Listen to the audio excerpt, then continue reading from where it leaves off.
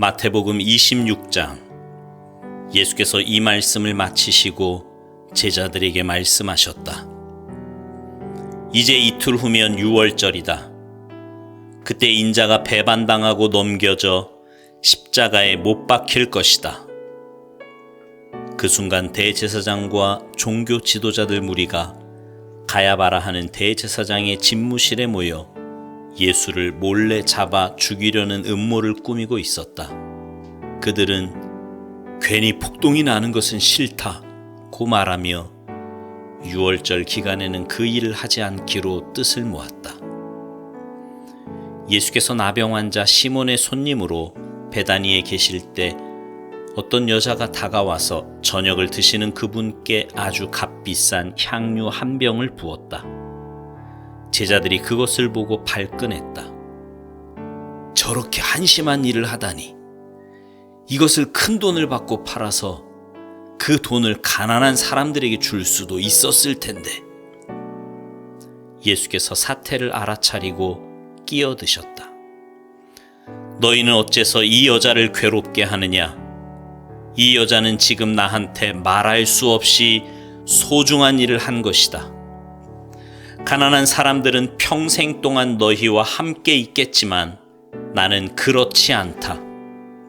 이 여자가 내 몸에 향유를 부은 것은 내게 기름을 부어 내 장례를 준비한 것이다. 내가 분명히 말한다. 온 세상에 메시지가 전파되는 곳마다 지금 이 여자가 한 일도 기억되고 기려질 것이다. 그때 12제자 가운데 하나인 가룟 유다라는 자가 대제사장 무리에게 가서 말했다. 그를 당신들에게 넘겨주면 얼마나 주겠소? 그들은 은화 30개에 합의했다. 그때부터 유다는 예수를 넘겨줄 적당한 기회를 노렸다. 무교절 첫날 제자들이 예수께 와서 말했다.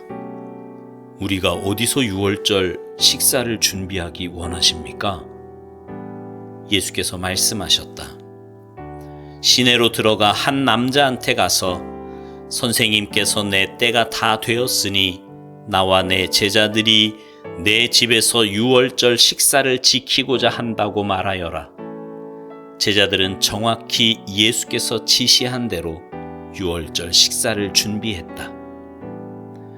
해가 진 후에 예수와 12제자가 식탁에 둘러앉았다.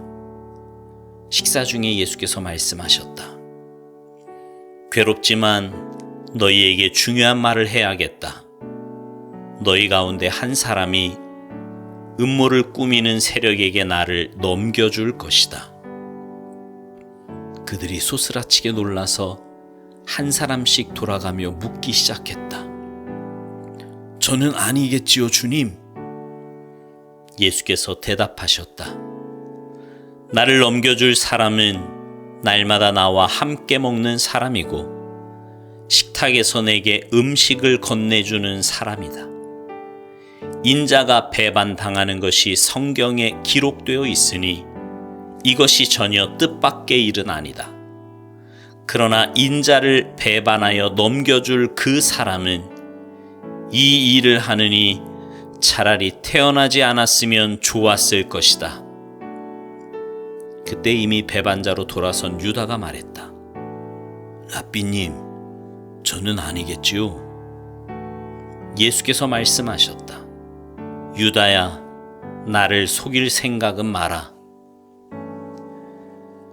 식사 중에 예수께서 빵을 들어 축복하시고 떼어서 제자들에게 주셨다. 받아서 먹어라. 이것은 내 몸이다. 또 잔을 들어 하나님께 감사하신 후에 그들에게 주셨다. 너희 모두 이것을 마셔라. 이것은 내 피다. 죄를 용서하려고 많은 사람들을 위해 붓는 하나님의 새 언약이다. 내 아버지의 나라에서 너희와 함께 마실 새 날까지 내가 이 잔으로 다시는 포도주를 마시지 않을 것이다. 그들은 찬송을 부르고 곧장 올리브 산으로 갔다. 그때 예수께서 제자들에게 말씀하셨다. 이 밤이 다하기 전에 내게 벌어지는 일 때문에 너희가 넘어지고 말 것이다.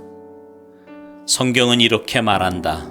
내가 목자를 치리니 양들이 허둥지둥 흩어질 것이다. 그러나 내가 살아난 뒤에는 너희 목자인 내가 너희보다 먼저 앞장서 갈릴리로 갈 것이다. 베드로가 불쑥 끼어들었다. 주님 때문에 다른 사람들이 다 넘어진다고 해도 저는 그러지 않겠습니다. 예수께서 말씀하셨다. 너무 자신하지 마라. 바로 오늘 밤 수탉이 새벽을 알리기 전에 내가 나를 3번 부인할 것이다. 베드로가 우겼다. 주님과 함께 죽는 한이 있어도 절대로 주님을 부인하지 않겠습니다. 다른 제자들도 모두 똑같이 말했다. 그러고 나서 예수께서 그들과 함께 겟세마네라는 동산으로 가서 제자들에게 말씀하셨다. 내가 저기 가서 기도하는 동안에 너희는 여기 있어라. 베드로와 세베대의 2 아들을 데리고 가시면서 예수께서는 심히 괴로워 슬픔에 잠겼다. 예수께서 말씀하셨다. 이 슬픔이 내 생명을 꺾어버리는구나. 여기서 나와 함께 깨어 있어라. 예수께서 조금 더 나아가 얼굴을 땅에 대고 기도하셨다. 내 아버지, 다른 길이 있거든 나를 여기서 벗어나게 해 주십시오. 그러나 내가 원하는 대로 하지 마시고 아버지께서 원하시는 대로 행하십시오. 아버지께서 원하시는 것이 무엇입니까? 예수께서 돌아와 보니 제자들이 곤히 잠들어 있었다. 예수께서 베드로에게 말씀하셨다. 단 한 시간도 나와 함께 견딜 수 없더냐? 깨어 있어라. 위험에 처할 줄도 모른 채 유혹에 빠지는 일이 없도록 기도하여라. 너는 하나님 안에서 무엇이든 열심히 할 각오가 되어 있다만 한편으로는 난로가에 잠든 늙은 개처럼 나른하구나. 예수께서 2번째로 그들을 떠나서 다시 기도하셨다. 내 아버지, 이 잔을 마지막 한 방울까지 마시는 것 외에 다른 길이 없다면 나는 각오가 되어 있습니다. 아버지 방법대로 하십시오. 예수께서 돌아와 보니 이번에도 제자들이 곤히 잠들어 있었다. 도저히 눈이 떠지지 않았던 것이다.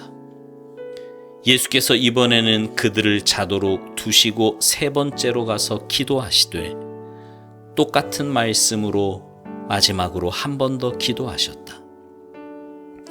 예수께서 돌아와 말씀하셨다. 밤새도록 자려느냐? 내 때가 되었다. 인자가 죄인들의 손에 넘어간다. 일어나거라. 가자. 나를 배반할 자가 왔다. 예수의 입에서 그 말이 채 떨어지기가 무섭게 12제자 가운데 하나인 유다가 나타났다. 그 곁에는 대제사장과 종교 지도자들이 보낸 무리가 칼과 몽둥이를 들고 함께 있었다. 배반자는 그들과 암호를 짜두었다. 내가 입맞추는 사람이 바로 그 자니 그를 잡으시오.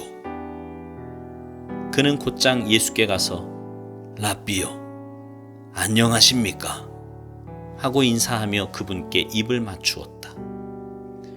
예수께서 말씀하셨다. 친구여, 이 무슨 짓이냐?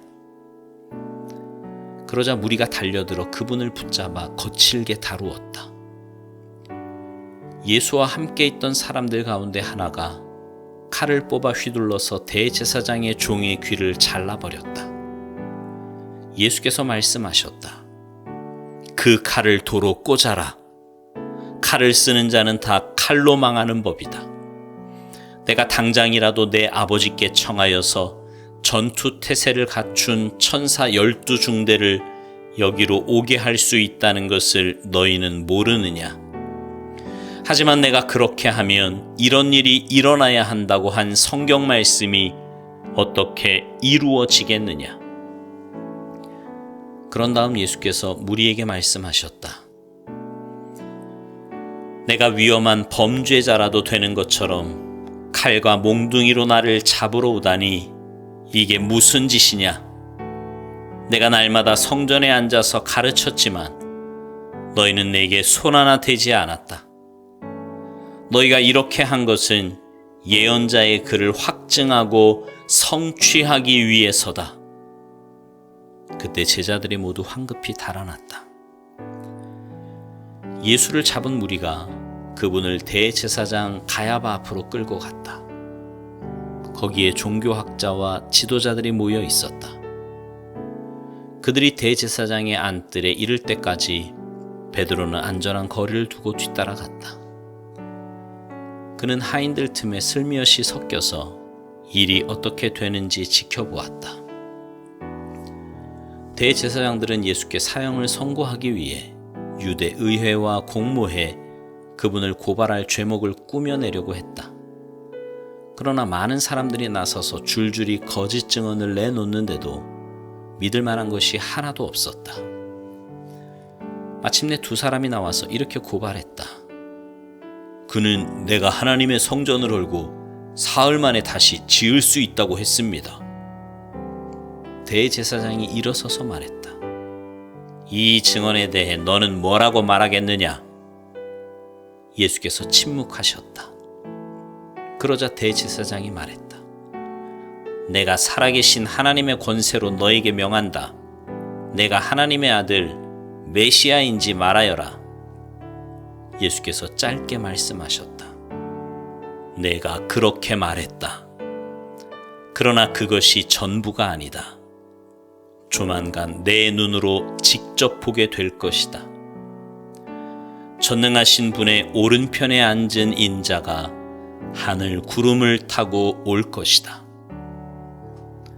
그 말에 대제사장이 흥분해서 자기 옷을 찢으며 소리쳤다. 이자가 하나님을 모독했소. 그를 고발할 증인이 무슨 필요가 있겠소. 그가 하나님을 모독하는 것을 여러분이 다 들었소. 여러분은 이 신성 모독을 그냥 두고 볼 셈이요. 그들이 일제히 말했다. 사형입니다. 그 정도라면 사형 선고가 마땅합니다. 그러자 사람들이 예수의 얼굴에 침을 뱉고 그분을 주먹으로 쳤다. 그들은 그분을 때리면서 조롱했다. 예언해 봐라 메시아야. 이번에 너를 친 사람이 누구냐? 그동안 베드로는 안뜰에 앉아 있었다. 한 여종이 그에게 다가와서 말했다. 당신도 갈릴리 사람 예수와 함께 있지 않았나요? 그곳에 있는 모든 사람 앞에서 베드로는 부인했다. 당신이 무슨 말을 하는지 모르겠소. 그가 문 쪽으로 가니 또 다른 사람이 옆에 있는 사람들에게 말했다. 이 사람도 나사렛 예수와 함께 있었소. 베드로는 다시 한번 부인하며 맹세까지 더했다. 맹세하지만 나는 그 사람을 본 적도 없소. 잠시 후에 몇몇 구경꾼들이 베드로에게 다가왔다. 너도 그들 가운데 하나가 틀림없다. 내 사투리를 보면 안다. 그러자 베드로는 너무 두려워서 저주하며 말했다. 나는 그 사람을 모르오. 바로 그때 수탉이 울었다. 베드로는 수탉이 울기 전에 내가 나를 3번 부인할 것이다 라고 하신 예수의 말씀이 생각났다. 그는 밖으로 나가서 하염없이 흐느껴 울고 또 울었다. 아멘.